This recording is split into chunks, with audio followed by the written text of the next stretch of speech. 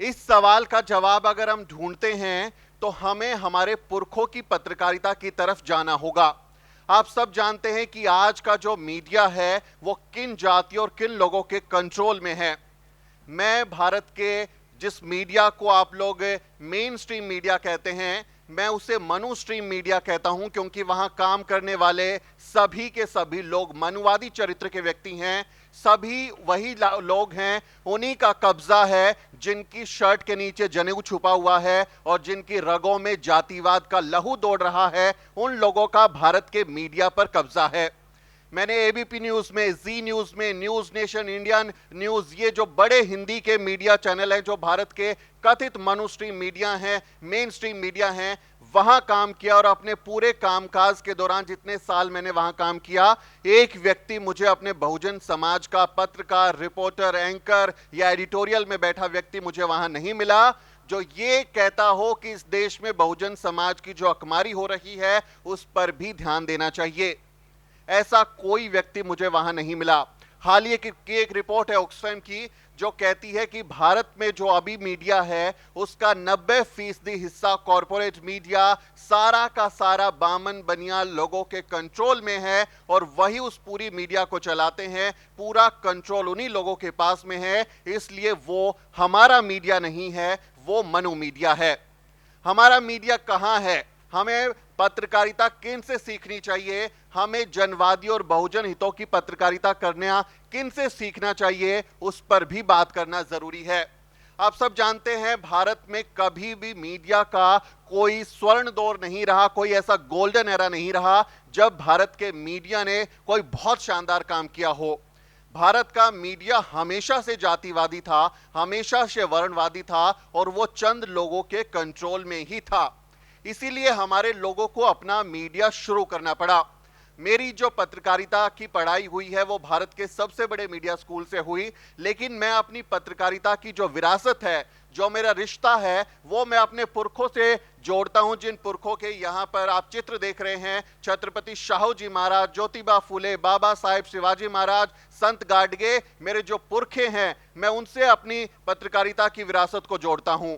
क्योंकि जिस स्कूल में हम पढ़ाई कर रहे थे, Indian institute of mass communication में, हमें एक बात सिखाई गई, पत्रकारिता का मतलब है आपको सवाल या निशान लगाना है, क्वेश्चन मार्क रेज करना है। हमें यह पढ़ाया गया स्कूल में कि हमको कॉलेज यूनिवर्सिटी में यह बात सिखाई गई कि जर्नलिज्म का मतलब है जो सरकार बता रही है वो प्रचार है और जो सरकार छुपा रही है वो खबर है और जो खबर छुपा दी गई है वो ढूंढ के लाना है। आपको सही और गलत में से सही का साथ देना है, गलत का विरोध करना है। यही पत्रकारिता है, यही सिखाया गया हम लोगों को।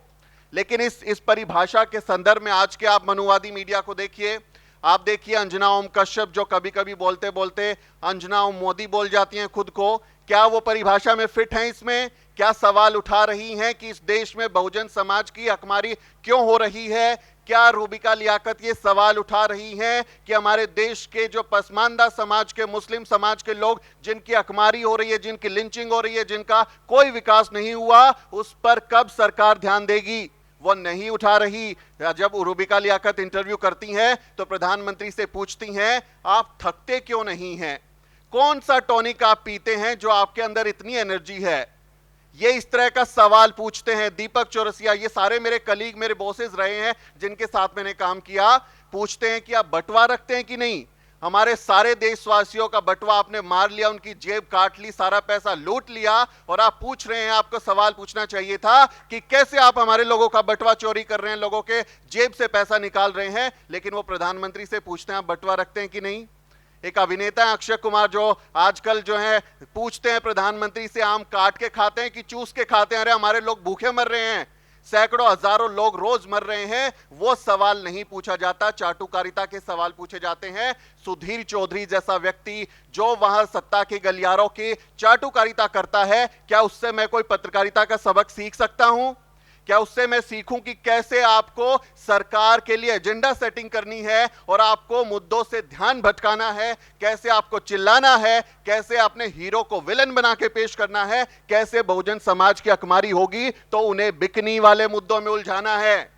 ये मैं कम से कम उनसे नहीं सीख सकता। ऐसे बेकार घटिया लोगों से, सड़ान मारती मानसिकता के लोगों से मैं पत्रकारिता नहीं सीख सकता। सबके साथ काम करके आया हूं, इसलिए अनुभव से बता रहा हूं कि पत्रकार नहीं है, आसान भाषा में जिसे दलाल कहते हैं, ये सब के सब वही लोग हैं, चंद जातियों के लोग हैं। मैं इस बात पे गर्व भी महसूस करता हूं। काले साहब, हमें इस चीज को भी सेलिब्रेट करना चाहिए कि भारत में इस वक्त जितने खराब हालत हैं, जितनी भी बुरी बातें हो रही हैं, जितना नुकसान, जितना हमारे लोग तड़प रहे हैं, सिर्फ बहुजन समाज नहीं बल्कि पूरा देश जिस हालत में है, उसके जिम्मेदार बहुजन समाज के लोग नहीं हैं, क्योंकि वो जिम्मेदारी मीडिया की है और मीडिया को चलाने वाले हमारे लोग नहीं हैं। तो इस देश में नफरत का कारोबार जो हो रहा है, हमारे लोग उसके लिए जिम्मेदार नहीं है। हमें इस पर भी गर्व महसूस करना चाहिए। इस देश को रहने लायक बनाने वाले हमारे लोग हैं, और जो माहौल खराब कर रहे हैं वो बामन बनिया चंद जातियों के लोग हैं, जो वहां नोएडा की फिल्म सिटी से बैठकर एजेंडा सेट करते हैं। तो मुझे उनसे पत्रकारिता सीखने की जरूरत नहीं है, ना किसी और को सीखने की जरूरत है। दलालों से दलाली सीख सकते हैं, पत्रकारिता हम नहीं सीख सकते। मैं जब पत्रकारिता की परिभाषा अपनी पढ़ी हुई सोचता हूं तो सवाल उठाने का मतलब सही को सही, गलत को गलत कहना। ये काम हमारे पुरखे सैकड़ों हजारों सालों से कर रहे हैं, सदियों से कर रहे हैं। महात्मा बुद्ध क्या कर रहे थे? सवाल उठा रहे थे, सवाल पूछ रहे थे, ये देश में, इस धरती पर मानव में भेद क्यों है? सभी मानव समान क्यों नहीं है? क्यों पाखंड में फंसे हो? हमें करुणाशील, न्याय, भाईचारा, इसके आधार पर समाज बनाना है, ऐसा क्यों नहीं है? सवाल उठा रहे हैं। तो मेरे लिए एक पत्रकार की भूमिका में, एक प्रेरणा की भूमिका में तथागत बुद्ध हैं, जो मुझे सही और गलत की पहचान करने की ताकत देते हैं। मैं जब अपनी पत्रकारिता को देखता हूं तो मैं कबीर को याद करता हूं, जो अपने दौर में एक पत्रकार की भूमिका निभाते हैं, सवाल उठाते हैं, ये देश कैसा बन गया, किसके पास ताकत है और किसकी ताकत को छीन लिया गया। ये कबीर कह रहे हैं, जो तू बामन बामनी जाया, आन बाट काहे ना आया। अगर तू ब्राह्मण है तो उसी रास्ते कैसे पैदा हो गया जिस रास्ते मैं पैदा हुआ हूं।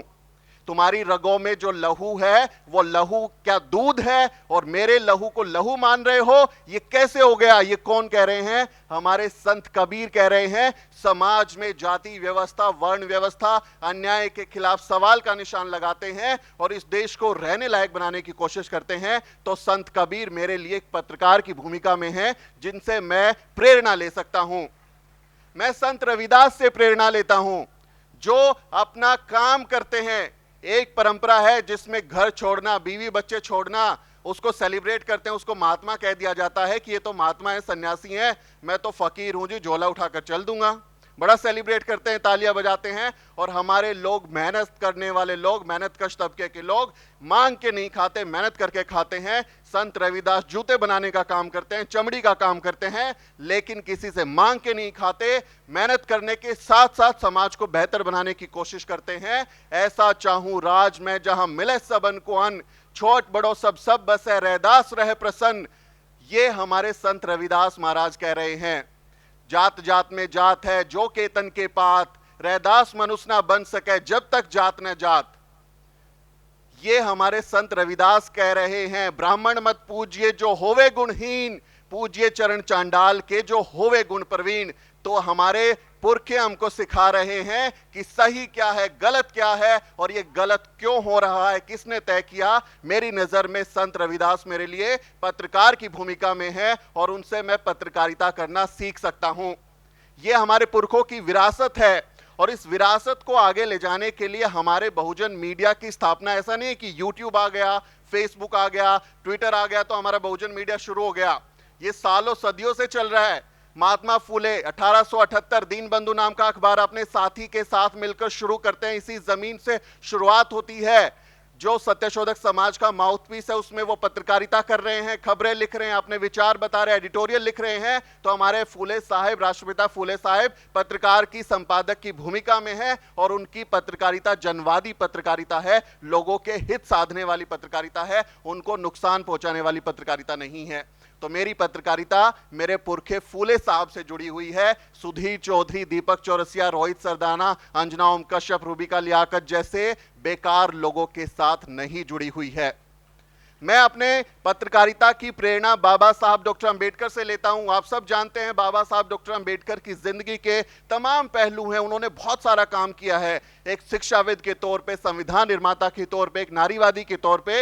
लेकिन आप ये देखिए कि बाबा साहब डॉक्टर अंबेडकर अपनी जिंदगी के 35 से 36 साल पत्रकारिता भी करते हैं। 31 जनवरी 1920 को मूक नायक का संपादकीय निकालते हैं, पत्रिका अपनी निकालते हैं 15 दिन में छपने वाली, और उसके बाद 5-5 अखबार अपनी जिंदगी में निकालते हैं, समता, जनता, बहिष्कृत भारत, और अपने आखिरी सालों में 1956 में प्रबुद्ध भारत की कल्पना करते हैं और उस अखबार को निकालते हैं। हमारे बाबा साहब डॉक्टर अंबेडकर की शानदार पत्रकारिता, जिसे हम अंबेडकरवादी पत्रकारिता कहते हैं, वो बहुत सालों से हो रही है। तो कोई नई चीज नहीं है कि डिजिटल टाइम पे ही हम लोग काम कर रहे हैं। हमारे लोग बहुत सालों से छोटी छोटी पत्र पत्रिकाएं निकाल रहे हैं, काम कर रहे हैं। तो मैं अपने पुरखों से इस बात की सीख लेता हूं।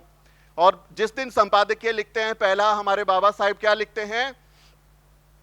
भारत का मीडिया चंद जातियों का हित साधने वाला मीडिया है, जहां हमारे लोगों की कोई खबर नहीं होती, और बहुत बार ये मीडिया हमारे लोगों के खिलाफ काम करता है और उनका बहुत बड़ा नुकसान करता है। 31 जनवरी 1920 का मूक नायक का ये संपादकीय, जिसमें बाबा साहब डॉक्टर अंबेडकर ये बात लिख रहे हैं, ये बताने के लिए काफी है कि कैसे हमारा भारत का जो लोकतंत्र है उसको कुचलने का काम, भारत के संविधान को खत्म करने का काम जो मीडिया पहले कर रहा था, आज भी उसी तरह से कर रहा है। समाज को तोड़ने का काम आज भी उसी तरह से मीडिया कर रहा है। तो हमें इससे भी सीख मिलती है कि मीडिया पहले भी वैसा था, अब भी वैसा है, कोई बहुत बड़ा परिवर्तन नहीं आ गया है कि पहले बहुत अच्छे दिन थे और अब एकदम खराब माहौल हो गया। हमेशा से जो भारत का मीडिया है वो जातिवादी रहा है, जनेऊ को छुपा के रखने वाला मीडिया रहा है और हमारे लोगों के खिलाफ काम करने वाला रहा है। आप पेरियार साहब को याद कीजिए, कुदी आरासू, रिवोल्ट, कितने सारे अखबार उन्होंने निकाले, पत्रिकाएं निकाली, दर्जनों अखबार निकाले। कभी निकालते थे, बंद हो जाता, पब्लिकेशन हाउस, प्रिंटिंग बंद हो जाती थी, फिर से नया निकालते थे, फिर कोशिश करते थे, पैसा लगाते थे, डूब जाता था। बहुत उन्होंने काम किया पत्रकारिता पर। मान्यवर कांशीराम साहेब पत्रकार की भूमिका में मेरे लिए वो भी हैं।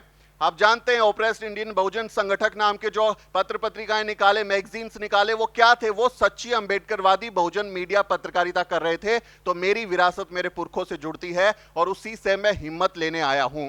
मैं अभी राजगृह घूम के आया और वहीं पर हमने होटल लिया, क्योंकि उन्हीं गलियों में हम घूमना चाहते थे, वहीं आसपास की चीजों को महसूस करना चाहते थे जहां कभी बाबा साहब डॉक्टर अंबेडकर टहला करते थे।